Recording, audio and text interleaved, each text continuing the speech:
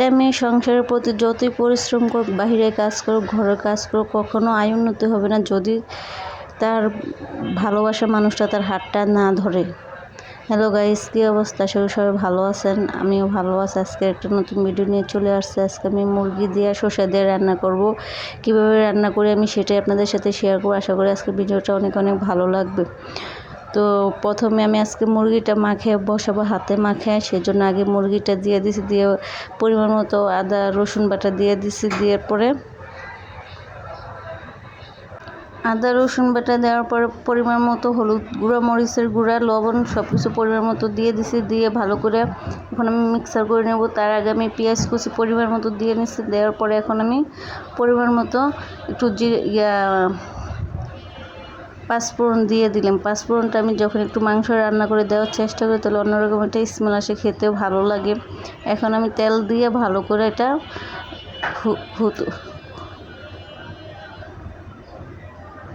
খুন্তি দিয়ে ভালো করে লেড়ে ছেড়ে ভালো করে পরিমাণ মতো একটু পানি দিয়ে ভালো করে কষিয়ে নেব। তো একটু ভালো করে, যেহেতু আমার হাতের সমস্যা, আমি কাঁচামরিচ বা যে কোনো মরিচ ধরতে পারি না, ধরলে হাত জ্বলে। আমার হাতের চামড়া অনেকটাই নরম, সেজন্য আমি হাত দিয়ে মাখিয়ে সবসময় খুন্তি দিয়ে মাখানোর চেষ্টা করি। তারপর অনেক ভালো লাগে। মাখামাখি তো একই কাজ, তাই না? তো এখন দেখেন ভালো করে মুরগিটা কষানো হয়ে গেছে। এখন আমি এই যে এগুলো হলো শসাগুলো আমি আগেই ভাপ দিয়ে রাখছিলাম, সেগুলো আমি এখন মুরগির সাথে ভালো করে দিয়ে এখন কষিয়ে নেবো, লাড়াচাড়া করে দিয়ে। তো যখন কষানো হয়ে যাবে তখন তো দেখলে বুঝতেই পারবেন যে কতটা সুন্দর কালার আসছে। এই যে দেখেন কত সুন্দর কষানোটা হয়ে গেছে। এখন উপরে তেলটা ভেসে গিয়েছে। এখন পরিমাণ মতো আমি পানি দিয়ে দিব।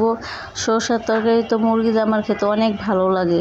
আমার মতো কোন কোন আপুরা আছেন এরকম শসা দিয়ে মুরগি দিয়ে রান্না করে খেতে ভালোবাসে না? যদি কেউ না খেয়ে থাকেন অবশ্যই একবার হলে ট্রাই করে দেখবেন, অবশ্যই ভালো লাগবে আশা করি আপনাদের।